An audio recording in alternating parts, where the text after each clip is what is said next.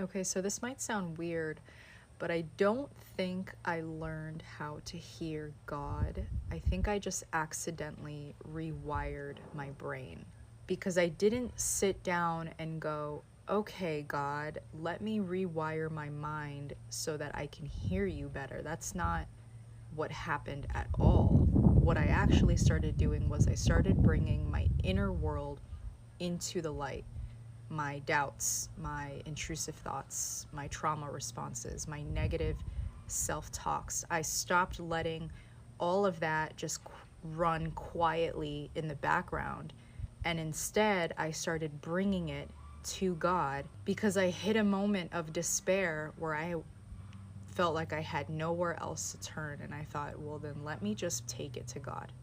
And I think that's the key. From a brain perspective, this isn't mystical or weird. When you take a thought, you slow it down, you look at it, and then you redirect it, you weaken the old neural pathways and you strengthen a new one. That's how neuroplasticity works. But from a biblical perspective, that's exactly what renewing the mind actually means. It's not behavior first or emotion, it's your mind first. Hearing God wasn't the starting point, it was the byproduct. I didn't unlock some special ability. I didn't suddenly hear a loud external voice. I just quieted the noise that was in my head accidentally. Trauma keeps your nervous system loud, and fear keeps your mind scanning.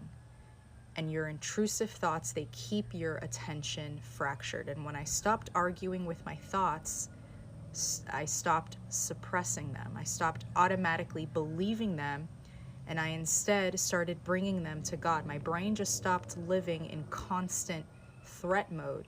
And when the noise drops, your clarity shows up, and that makes discernment possible. I kind of accidentally did this in the right order. I prayed honestly, not performatively. I became aware of my thoughts. I stopped letting trauma run the narrative of my life. My brain rewired through repetition and safety.